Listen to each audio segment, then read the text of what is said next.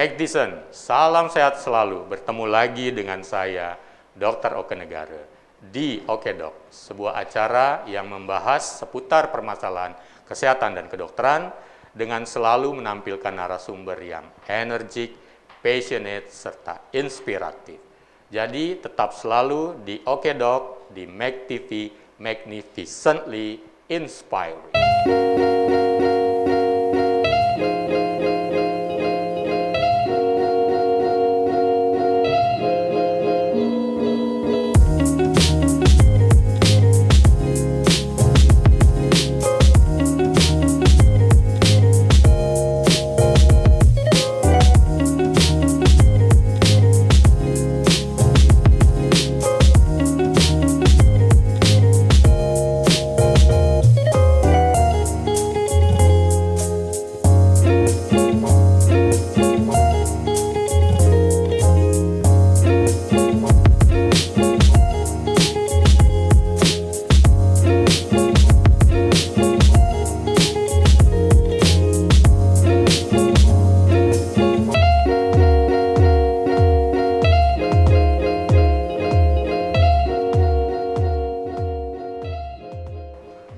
Oke Magdison, di episode kali ini adalah episode yang ke-14.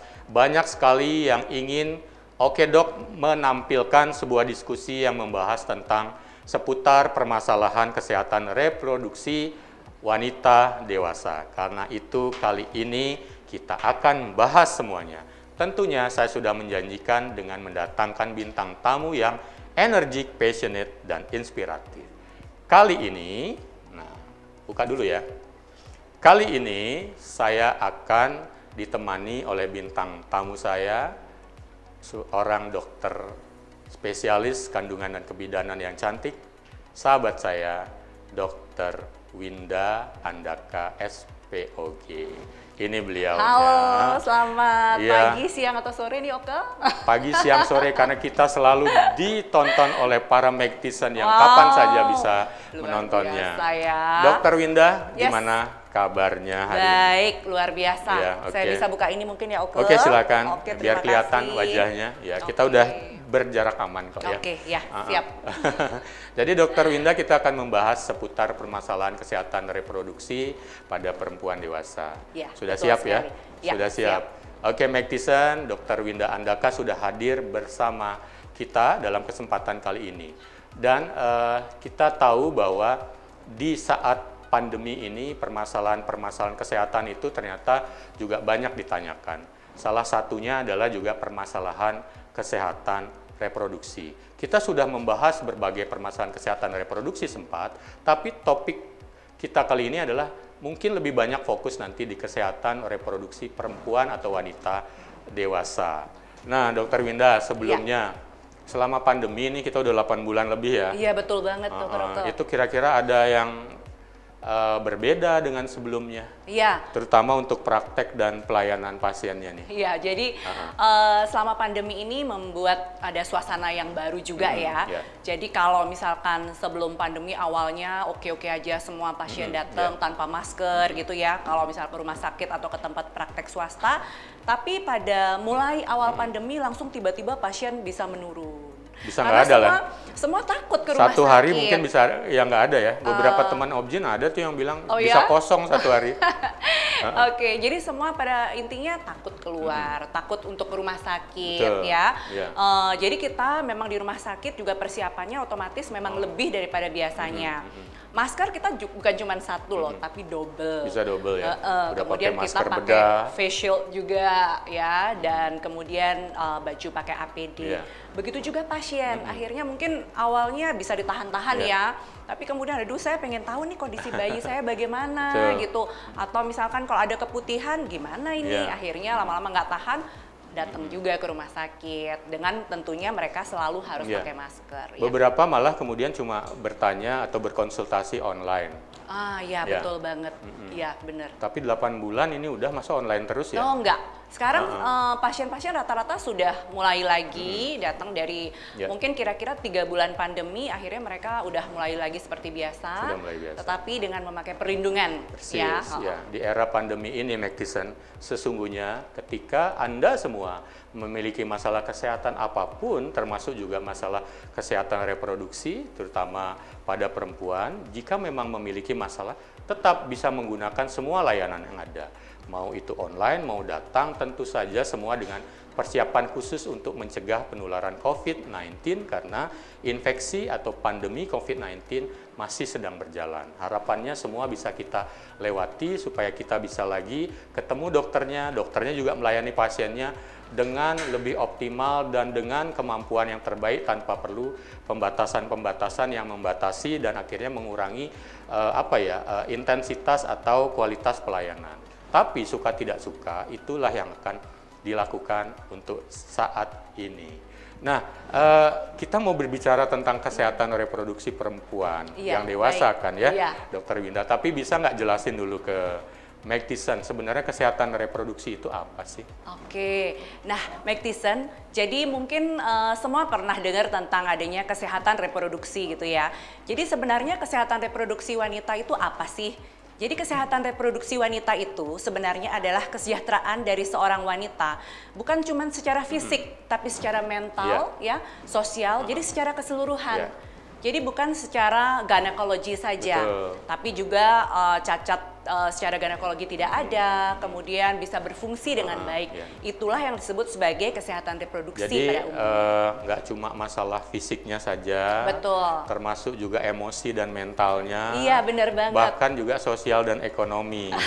Bahkan juga ada yang menyebutkan salah satunya juga sehat secara spiritualnya juga. Betul. Jadi komplit loh, yang disebut dengan sehat itu sebenarnya komplit. Jadi sehat reproduksi juga seperti yang disampaikan oleh Dr. Winda barusan ya. Dan ketika berbicara tentang kesehatan reproduksi, Dr. Winda, sesungguhnya kan nggak melulu tentang ibu-ibu ya, walaupun nanti kita ngomongin tentang emak-emaknya nih. Tapi sebenarnya masalah kesehatan reproduksi, terutama perempuan, yang di bidang yang dipelajari dan dilakukan pelayanannya oleh Dr. Winda, itu kan bahkan sudah sejak anak, remaja, dewasa, nanti kita ngomongin juga nanti yang sudah mungkin mendekati yang paling ditakutin oleh para wanita ya. Menopause ya nanti ya. Ya kan itu benar banget, ya betul sekali.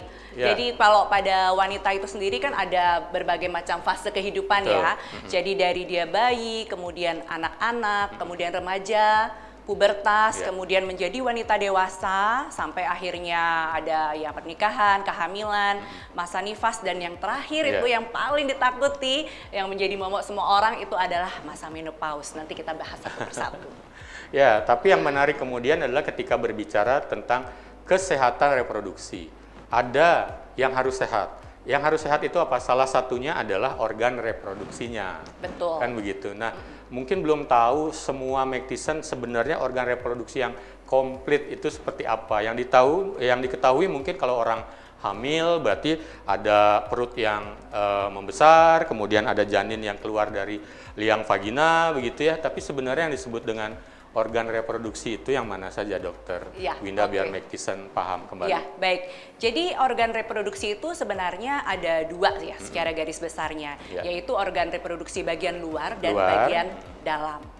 Yang bagian luar mungkin yang memang bisa dilihat ya oleh para ibu-ibu, remaja gitu ya. Jadi ada yang namanya labia, kemudian ada labia mayora, minora, itu udah bagian dari vagina bagian luar. Bagian luar yang terlihat ya sebenarnya. Yang terlihat, ada klitoris, itu masih termasuk dari bagian luar. Nah, ada juga yang bagian dalamnya ini. Yang bagian dalam apa saja? Yang pertama itu liang vagina ya. Liang vagina itu adalah yang menghubungkan antara organ reproduksi bagian luar dengan organ reproduksi yang bagian dalam, yaitu pada khususnya di sini adalah rahim. Ya. Kemudian ada juga kita punya indung telur. Rata-rata kita punya 2 indung telur. Dan tentu saja yang menghubungkan antara indung telur dengan rahim itu adalah yang disebut sebagai tuba atau saluran indung telur. Itu semua adalah organ reproduksi yang bisa disebutkan reproduksi luar karena itu bisa dilihat Betul. Ya. Mungkin kalau susah melihat bisa dengan bantuan Pakai cermin. ya. Jadi sesungguhnya nanti juga perawatan organ reproduksi juga untuk organ reproduksi luar sebenarnya para perempuan, wanita, remaja semua pakai saja cerminnya untuk bisa melihat ada perubahan atau tidak. Nanti mungkin juga akan ada yang bisa dibahas dan ada organ reproduksi bagian dalam tadi. Dan semuanya sama pentingnya ya. Benar, itu penting banget dan dua-duanya saling berhubungan satu sama lain. Iya. Jadi jangan cuma yang di luar saja juga diperhatikan, yang di dalam juga. Nanti di dalam itu menyangkut bagaimana kemudian ada keluhan-keluhan atau tanda-tanda yang bisa dideteksi lebih awal apakah ada masalah atau tidak. Nanti akan kita bahas itu. Tapi yang menarik kemudian adalah begini. Artinya ketika nanti organ reproduksi ini sudah mulai matang atau mulai berfungsi, itu ada nggak perakiraan usianya? Jadi kapan dia disebut sebagai usia yang sudah matang atau usia reproduksi, kapan belum?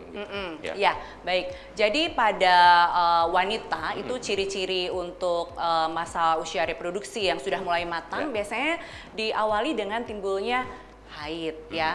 Tapi sebelumnya tentu saja sebelum adanya haid akan muncul tanda seks sekunder dulu ya. Jadi payudara mulai membesar ya, kemudian mulai ada tumbuh rambut. Nah, itu sangat berguna untuk menentukan ke arah kematangan organ reproduksi.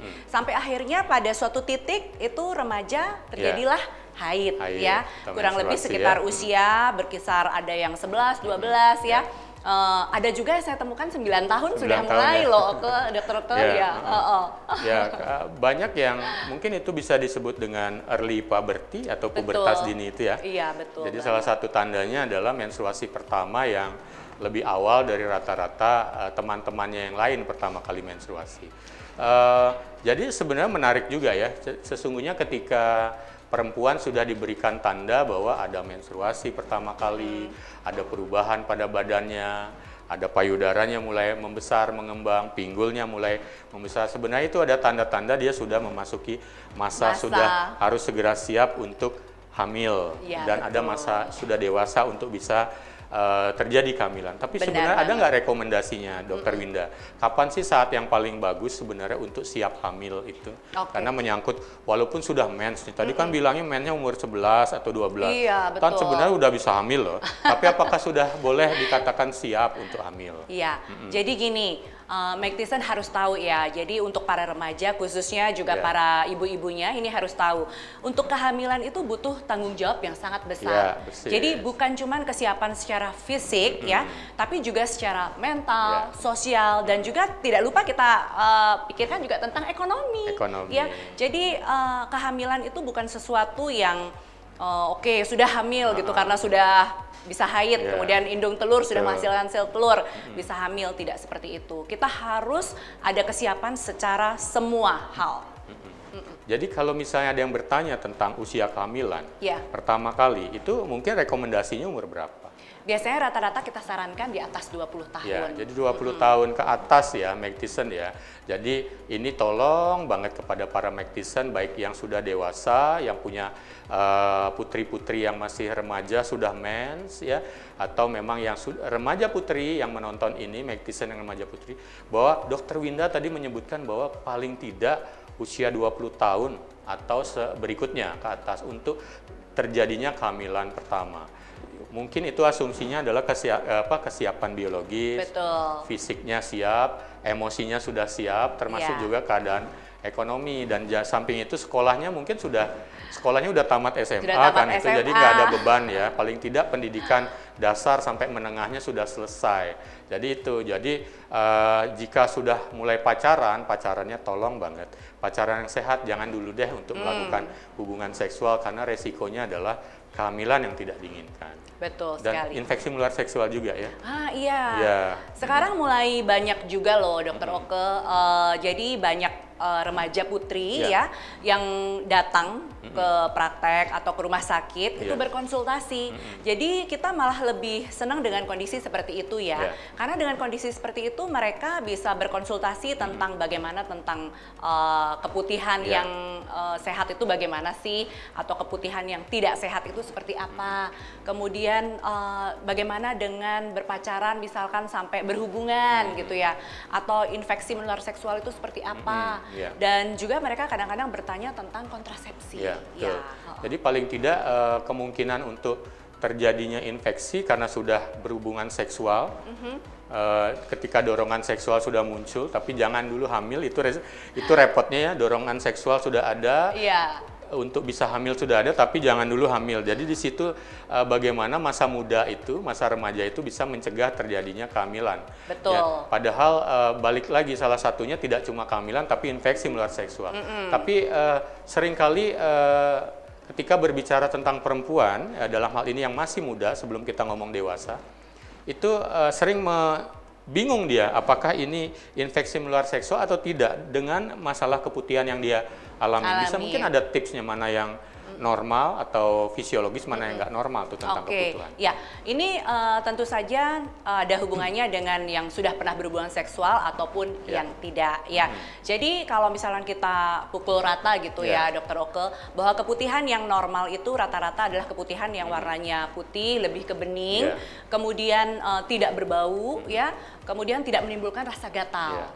Dan biasanya karena kita wanita itu ada selalu fluktuasi daripada hormonal ya. Jadi biasanya keputihan akan normal muncul pada saat menjelang menstruasi, kemudian juga pada saat dekat masa ovulasi ya. Dekat masa ovulasi itu adalah sekitar pertengahan daripada siklus haid. Ovulasi itu masa suburnya ya. Masa suburnya betul. Ya. Jadi yang seperti itu. Dan kemudian apa yang tidak normal? Jadi yang kebalikannya. Misalkan warnanya sudah berubah.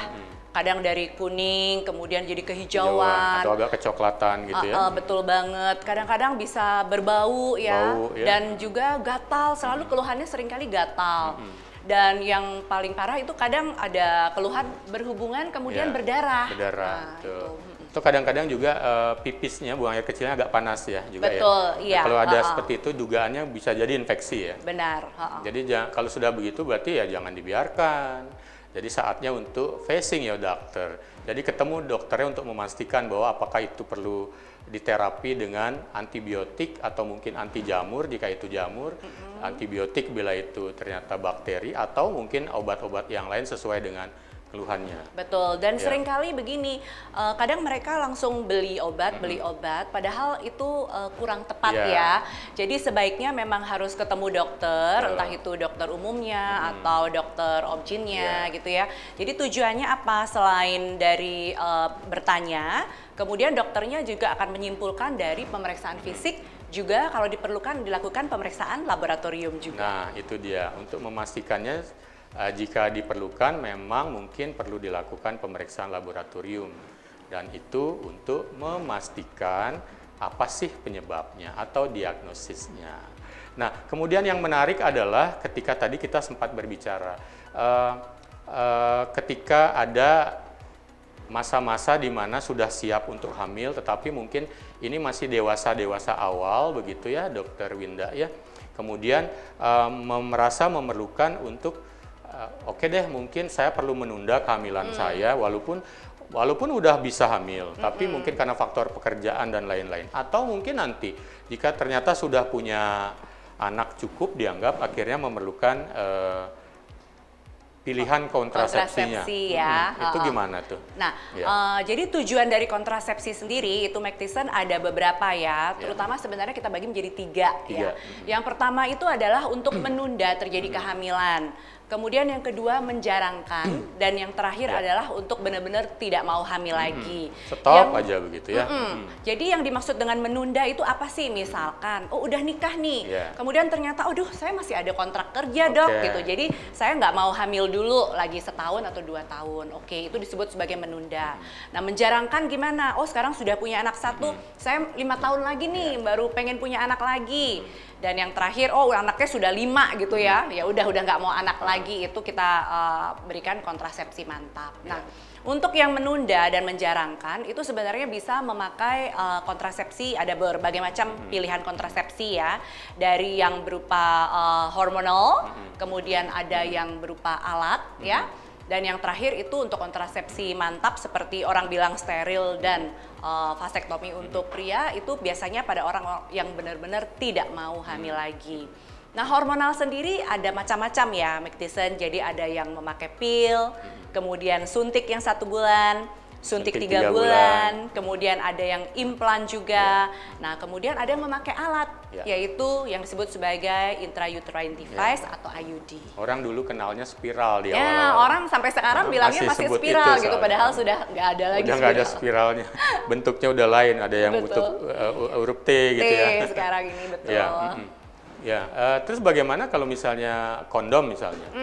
Ya, kondom juga bisa dijadikan rekomendasi untuk kontrasepsi. Kondom itu lebih untuk menunda ya, dan itu pun biasanya pada orang-orang yang memang siklus haidnya teratur. Karena kalau misalkan siklus haid tidak teratur, kita tidak tahu kapan masa subur itu muncul. Sementara kondom biasanya hanya dipakai kalau misalkan kira-kira, waduh, ini kira-kira saya mau masa subur ini, ya udah bantuan kondom. Tapi itu pun harus hati-hati karena bagaimanapun tidak 100% ya. Harus benar-benar paham cara menggunakannya dan menyimpannya. Benar banget. Ya, kemudian yang menarik adalah Dr. Winda ketika tadi kan menyangkut tentang pencegahan kehamilan sebenarnya. Tapi sebenarnya kehamilan itu sendiri di usia-usia sebelum kita ngomongin tentang ada yang menarik sebenarnya sesudah ini. Jadi kehamilan yang ideal itu sebenarnya berapa anak atau berapa jaraknya? Kalau mengenai berapa kalau dulu anak, kan soalnya punya anak banyak-banyak. Banyak anak, banyak rezeki gitu dulu ya. Sekarang enggak seperti itu. Oke. Jadi kalau mengenai anak itu kalau dulu dari pemerintah kita selalu 2 anak ya. Dengan jarak kurang lebih sekitar 5 tahun. Jadi tujuannya adalah supaya mungkin yang lebih besar bisa istilahnya bantu untuk jaga yang lebih kecil seperti itu. Jadi bebannya nggak numpuk ya karena jarak terlalu pendek ya. Betul. Tapi di Bali kita ada KB Bali ya. Jadi kadang untuk melestarikan kadang-kadang berapa orang 3 sampai dengan 4 ya. Tapi itu tergantung juga dengan umur dari ibunya ya. Jadi mungkin kalau ibunya hamil pertama umur 20-an mungkin masih bisa sampai dengan 3-4 anak. Tapi kalau dimulai dari 30 tahun itu ya mungkin rata-rata cuma 2 atau 3 gitu ya kalau misalkan jaraknya agak dekat.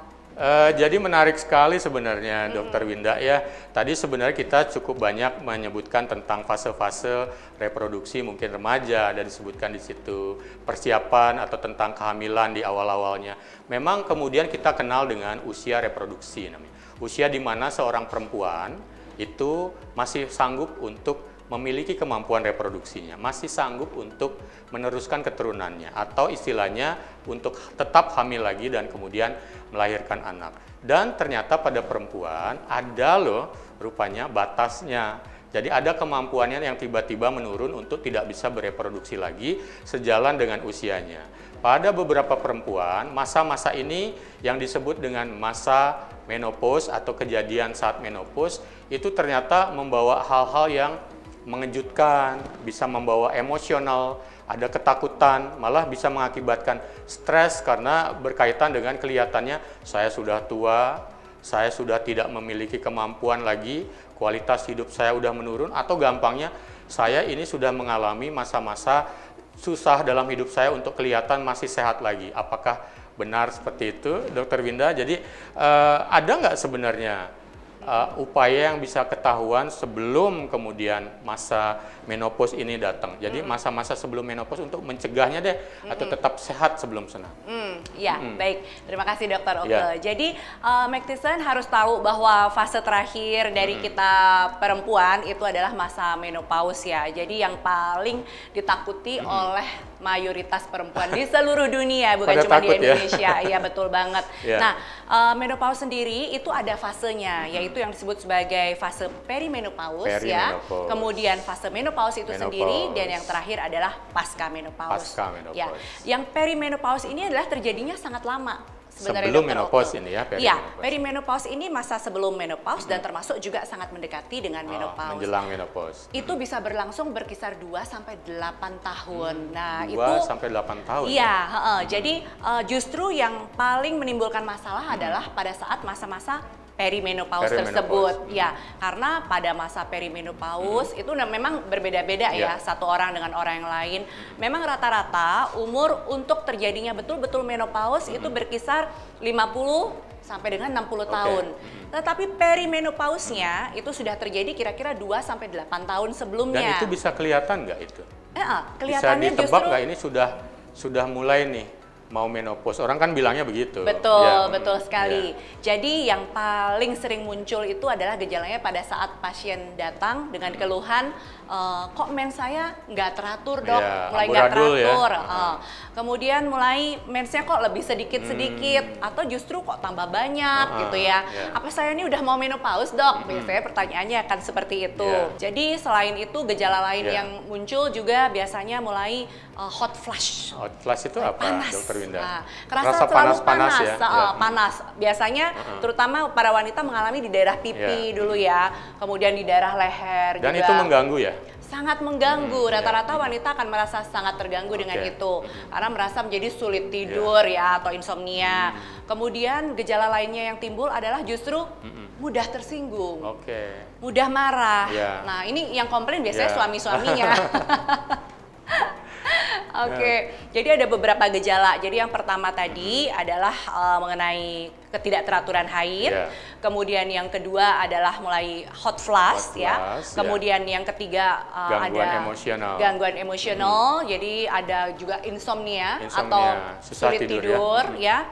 Dan otomatis semuanya itu berpengaruh ke secara selain fisik, mental ya, dan semua hal berpengaruh. Tapi jangan lupa loh Dokter Winda, juga bisa mungkin sudah terjadi juga gangguan seksual. Dorongan seksualnya menjadi itu penting banget. Mulai berkurang gitu ya. Ya, wah dokter seksologi gini nih langsung inget nih, benar sekali Dokter Okto. Jadi seringkali pada wanita yang mulai perimenopause bahkan sudah mengalami kok terasa kering di daerah vagina.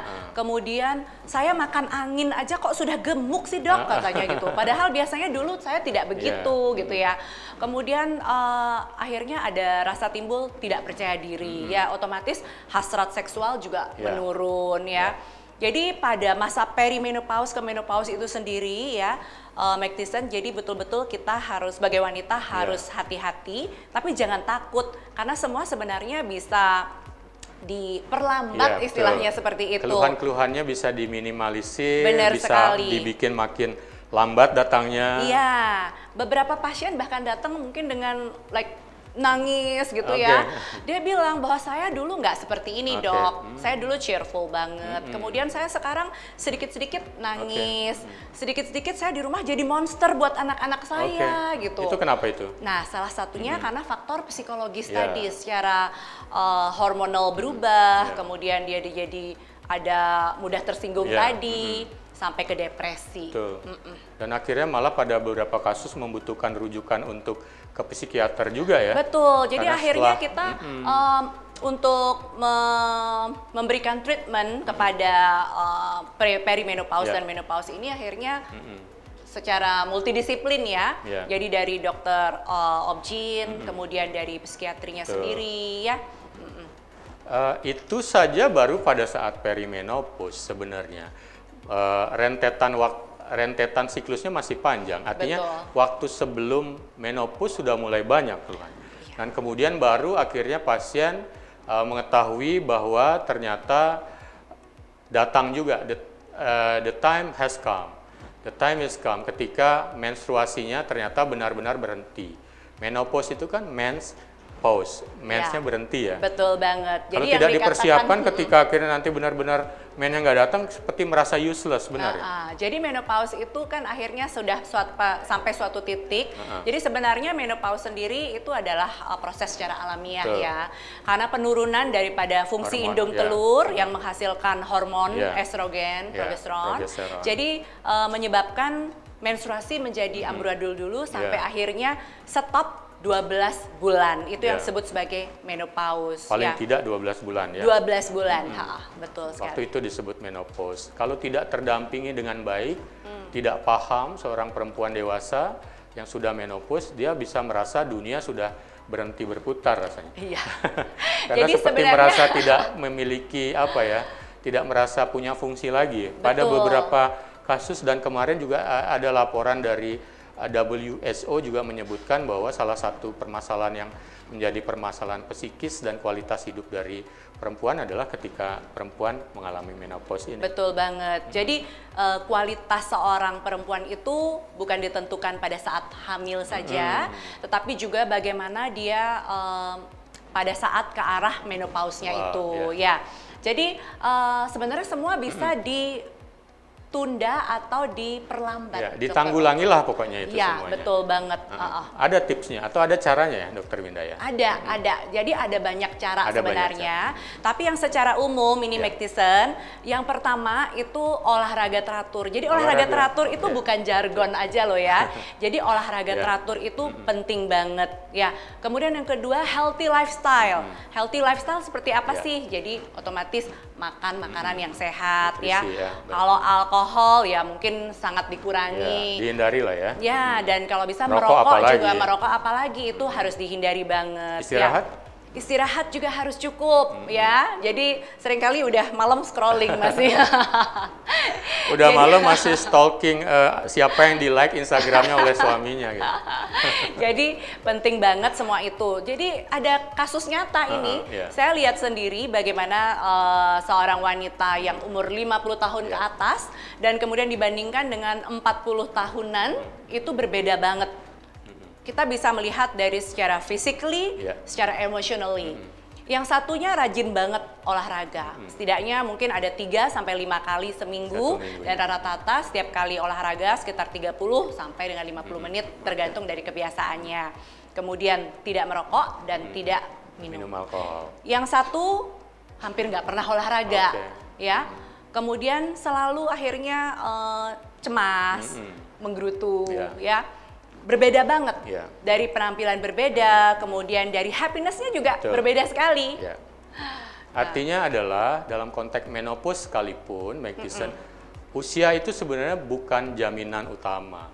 Jadi Betul. bagaimana ketika seorang perempuan dia bisa memaintain pola hidupnya, ya, yang satu lagi ternyata tidak bisa memaintain pola hidupnya, yang lebih sehat ini akan jauh dari keluhan-keluhan yang bisa muncul saat menopause. Benar sekali. Walaupun bisa jadi memang menopause itu tidak bisa dihindari, tetapi Ya. kualitas hidup lebih bagus, masa dia menopause juga mungkin bisa lebih mundur, ya, dan juga kualitasnya saat menopause bisa jadi lebih bagus juga. Benar sekali. Artinya ketika berbicara tentang hormon, kebetulan saya juga mempelajari hormon.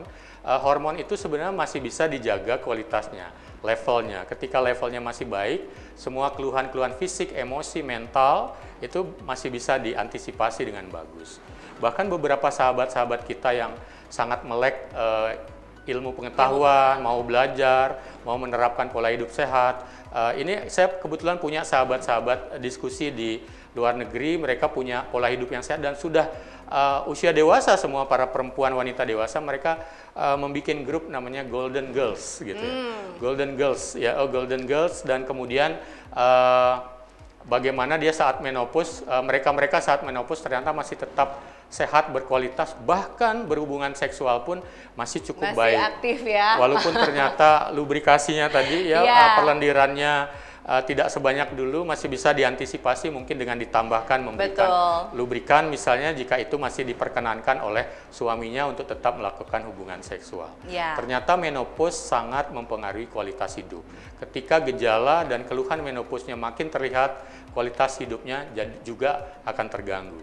Kan begitu ya, Sangat Dokter benar. Winda. Tapi ada yang perlu juga digarisbawahi, bagaimanapun juga stres perlu dikelola. Iya, Dan benar stres sekali. tidak cuma karena menopause jadi stres, tapi jangan lupa karena Stres stres bisa juga. menopause-nya jadi Ya, buruk. Jadi benar. mengendalikan stres juga itu penting. Iya, karena itu seperti lingkaran setan Iya. ya. Jadi stres, kemudian tidak punya healthy lifestyle. Begitu juga dengan menopause, itu semua seperti lingkaran setan. Tetapi kita bisa membuat menunda atau memperbaikin itu ke arah yang lebih baik. Jadi dengan cara seperti yang Dokter Oke sebutkan tadi juga ya, tentang hormonal itu adalah yang terakhir kita lakukan, tapi itu juga penting sekali nantinya. Iya, betul.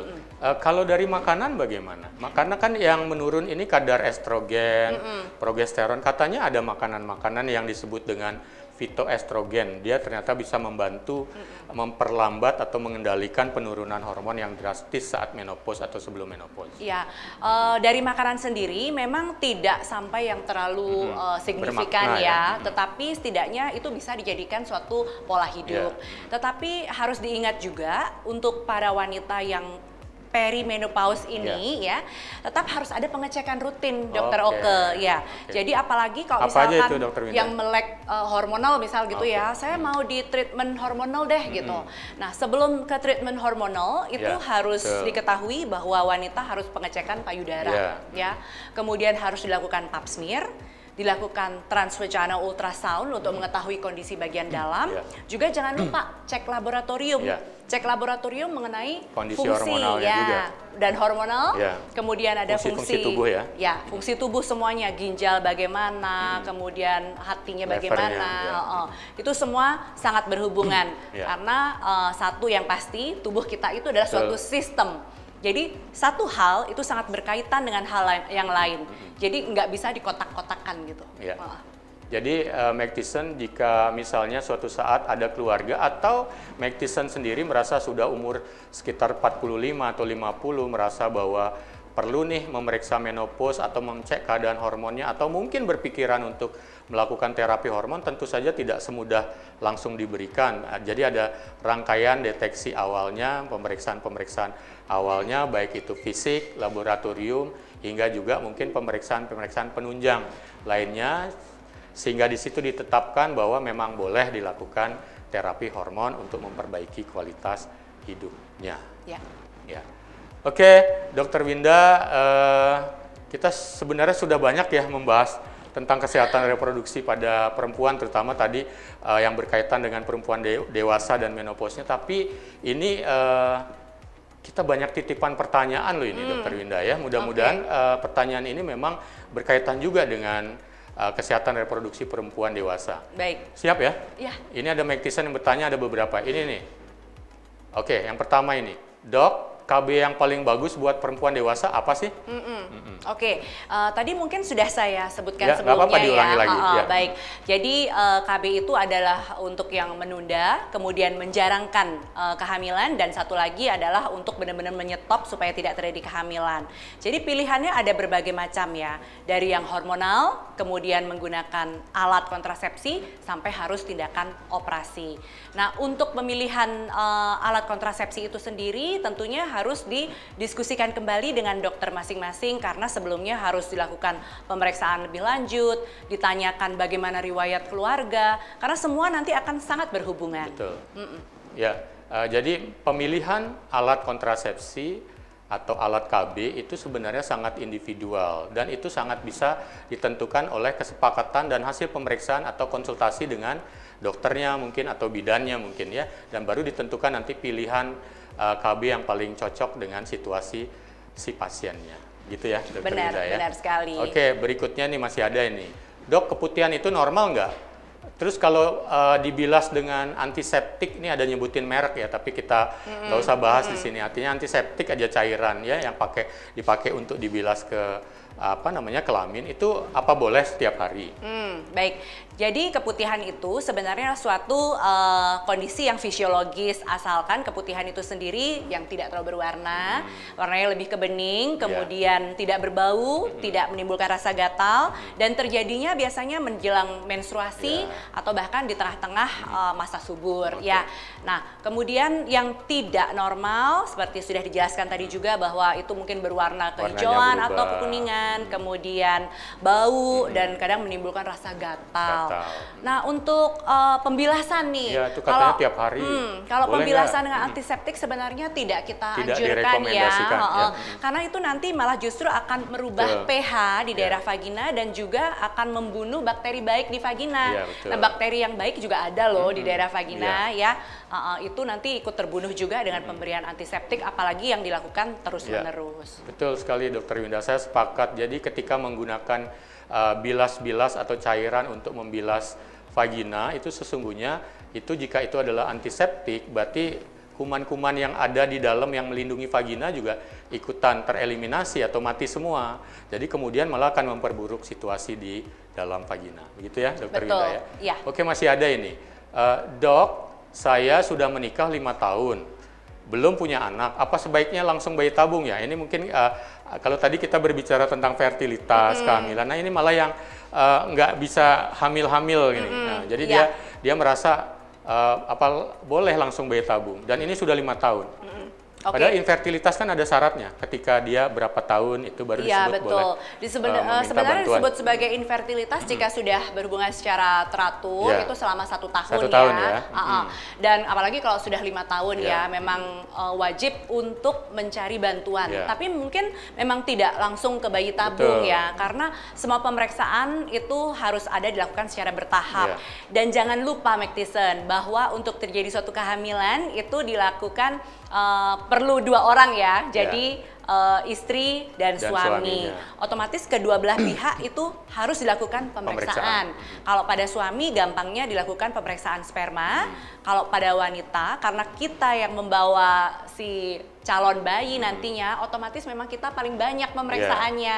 Paling ribet juga ya. Iya, harus banyak ada pemeriksaan, macam-macam step pemeriksaan dulu sebelum memutuskan ke arah bayi tabung. Ya, bahkan mungkin bisa jadi tidak perlu bayi tabung. Betul. Bahkan dengan menggunakan obat-obatan tertentu mungkin juga bisa.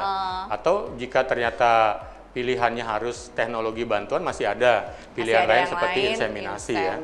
Tapi semuanya adalah harus benar-benar dikonsultasikan, didiagnosis dengan pasti oleh dokternya, apakah memang pihak perempuan ada masalah atau jangan-jangan pihak laki-laki ada masalah, kemudian dilakukan terapi yang sesuai dengan pilihan terapi kemudian yang sudah didiskusikan dengan dokternya. Ya. Oke, berikutnya. Nah, ini tentang menopause nih. Dokter Winda, menopause itu sebenarnya sudah terjadi di umur berapa? Nah, rata-rata usia menopause itu kurang lebih sekitar 50 sampai dengan 60 tahun ya. Tetapi yang sering menimbulkan masalah justru adalah pada saat perimenopause-nya tadi yang berkisar 2 sampai 8 tahun sebelum betul-betul menopause, sebelum betul-betul artinya di umur 40-an sudah mulai ada masalah. Bisa, ya? Bahkan saya sudah menemukan yang sudah menopause itu umur 35 tahun. 35 tahun. 35 tahun sudah menopause. Jadi itu termasuk menopause dini. Ya, disebabkan karena faktor lain. Ya, betul sekali. Ya, jadi Mektisen tidak cuma bertanya kapan sebenarnya menopause yang mungkin itu terjadi di 50 tahun sekitar itu dan berikutnya, tetapi waktu perimenopause-nya. Tadi kan juga kita sudah disampaikan bahwa yang paling muncul gejala-gejala keluhan itu banyak di saat perimenopause dan itu sudah bisa terjadi di umur 40-an loh. Jadi kalau bisa di saat sudah muncul keluhannya di usia 40-an, diskusikan juga dengan ahlinya atau para dokter yang memang bisa diajak menjadi pilihan Anda untuk berkonsultasi. Oke, ini masih ada lagi 2 pertanyaan, Dokter Winda. Ya. Dok, ini menopause lagi nih. Dok, menopause itu berarti sudah tidak boleh melakukan hubungan intim ya? Nah, ya, menarik jadi ini. ini bukti bahwa banyak sekali yang sebenarnya khawatir ya tentang kondisi menopause itu sendiri. Jadi untuk berhubungan intim sebenarnya masih boleh dan memang beberapa kasus, bukan beberapa kasus ya, banyak kasus pada menopause itu memang vagina menjadi lebih kering daripada biasanya. Seringkali menimbulkan rasa nyeri saat berhubungan. Jadi sekarang sudah banyak ada teknologi baru, yaitu yang pertama menggunakan lubrikan pada saat berhubungan. Yang kedua adalah seperti kita halnya pakai moisturizer, Dokter Oke. Jadi moisturizer yang dipakai setiap 3 hari sekali itu juga ada. Terus yang ketiga, itu kandungannya hormonal. Itu tidak hormonal, hormonal. tapi memang khusus moisturizer yang dipakai bukan saat berhubungan, tapi khusus 3 hari sekali gitu. Dan yang terakhir baru memakai bantuan hormonal, ya. Jadi masih boleh McThyssen kalau misalkan sudah menopause tapi berhubungan masih boleh banget. Ya, benar sekali. Dan saya sedikit kasih tips juga, kebetulan saya mempelajari ini. Jadi nanti pada saat berhubungan seksual misalnya diajak oleh suami, jika untuk masalah lubrikasinya itu terjadi kurang begitu ya, boleh dengan bantuan lubrikasi. Tetapi juga untuk hubungan seksual mungkin tidak melulu berbicara tentang selalu penetrasi, tetapi juga mengembangkan romantisme lebih aktif lagi, lebih lebih mesra lagi. Itu juga bisa jadi solusi di usia-usia yang sudah menjelang menopause atau saat menopause untuk bisa tetap menikmati kehidupan seksualnya. Nanti kapan-kapan coba kita akan bahas khusus topik ini. Dan ini ada satu lagi, Dokter Winda. Iya. Nah ini nih, Dok, apa sarannya atau tipsnya ya untuk menghadapi menopause? Oke, nah sarannya adalah yang pertama ya, kalau misalkan yang sudah menopause ini ya, pertama biasanya ada terjadi hot flush gitu ya. Jadi kalau untuk membantu terjadi hot flush itu yang pertama gunakan pakaian yang katun, yang lebih longgar ya. Jadi untuk hot flush lebih terbantu. Kemudian yang kedua stop alkohol ya. Kemudian yang ketiga stop rokok. Kemudian yang lainnya apalagi olahraga teratur. Olahraga itu benar-benar bukan sekedar jargon McThyssen, jadi itu sangat membantu karena itu membantu untuk metabolisme tubuh, juga membantu peredaran darah akan lebih lancar dan juga akan mengeluarkan endorfin. Jadi lebih happy. Itu akan sangat membantu kondisi psikologis dari seorang yang mengalami menopause ya. Dan yang paling penting juga ini adalah komunikasi. Komunikasi dengan pasangan ya. Komunikasi dengan pasangan, dengan anak. Dengan anak. Jadi kadang-kadang tidak dikomunikasikan, keluarga atau suami tidak mengerti sehingga tidak tahu kok tiba-tiba ini ibunya marah-marah terus gitu. Kok tiba-tiba ibunya jadi kayak monster nih kalau sekarang-sekarang ini nggak kayak dulu gitu. Jadi ya itu harus dikomunikasikan. Apalagi zaman pandemi begini ya. Oh iya. Memang sih di rumah saja, tetapi kadang-kadang masalah juga tambah banyak yang dilihat. Betul Apalagi banget. anaknya yang masih pada study at home, kadang-kadang orang tua dibebankan juga untuk ikutan ngajarin gitu. Iya benar dokter. Jadi kata kuncinya juga adalah sepakat dengan Dokter Winda bagaimana tidak cuma perempuan yang sedang menopause, tetapi juga lingkungan sekitarnya, terutama suaminya deh, untuk ikut mendukung situasi ini, memberikan pemahaman bahwa jangan sampai nambah-nambahin stres, memahami bahwa menopause itu seperti apa. Kalau tidak, pada saat istri misalnya datang ke dokter kandungannya atau dokter ke obstetri dan ginekologinya, suami juga mengikuti juga nasihat, mengikuti juga apa yang disarankan oleh suaminya, dan kemudian itu diterapkan di rumah, termasuk juga kepada anak-anaknya, begitu. Kan begitu ya, Dokter Winda ya? Iya, benar banget. Wow, ini luar biasa loh Dokter Winda. Butuh Pertanyaannya support tadi lingkungan. Butuh support lingkungan, dan tadi pertanyaan tadi adalah pertanyaan terakhir dari McThyssen, sekaligus juga sebenarnya ini sudah habis bahasan kita hari ini tentang seputar kesehatan reproduksi perempuan dewasa, yang mudah-mudahan semuanya bermanfaat buat para McThyssen. Dokter Winda, terima kasih sekali sudah hadir. Sama-sama, terima ke kasih studio Dokter kami. Kalau ada di sini mungkin penonton rame semuanya udah tepuk tangan. Waduh. Tepuk tangan sekali lagi.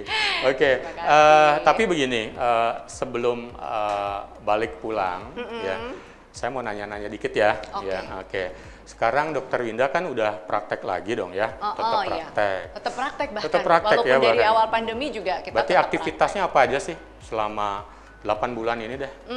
Tetap seperti biasa ya, jadi praktek tetap ke rumah sakit, ke apotik, juga family time harus ya. Family time ya, itu yang menarik itu ya. yang paling menarik. Jadi sama anak-anak juga masih rutin bersama-sama ya? Iya.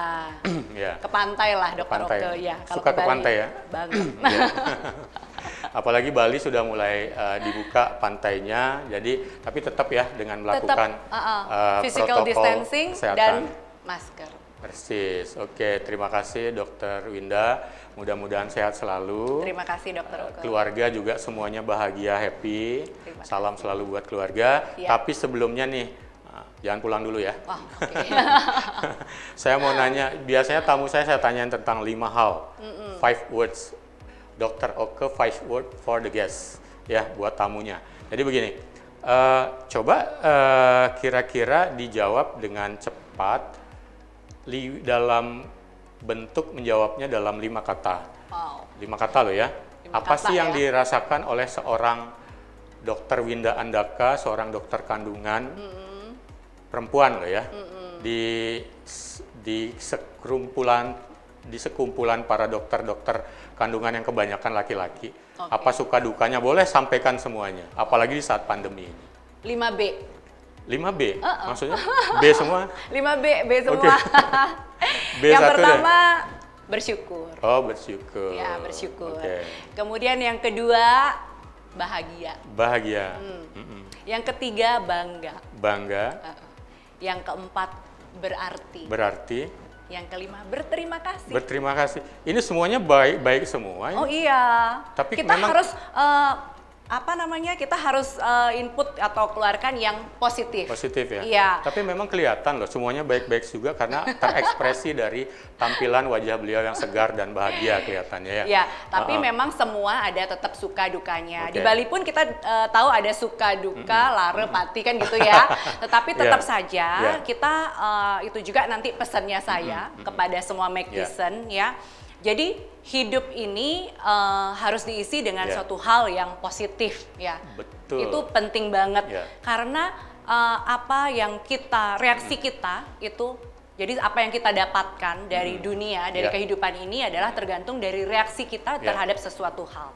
Ya. Wow. Jadi misalkan nih hal simple, di luar ada orang mencet-mencet bel, marah-marah. Kita kalau ikutan marah-marah juga, Nggak ada ikutan ngebut, artinya. nggak ada artinya. Iya. Santai aja. Capek semuanya. Iya, Jadi coba ciptakan suatu hal yang positif. Kalau tidak ada bisa yang memberikan kamu bunga, begitu istilahnya, berikan bunga kepada diri sendiri. Oke. Ya. Kalau tidak ada orang yang berbuat baik, jadilah satu orang yang berbuat baik. Gitu. Bener banget, saya setuju. Gitu ya? Iya. Oke, luar biasa Dr. Winda. Terima kasih sekali lagi. Itu tadi sekaligus adalah kalimat mutiara pesan yang bisa dijadikan take home message buat para Maktisen semuanya. Jadi sekali lagi saya mengucapkan terima kasih kehadiran buat Dr. Winda.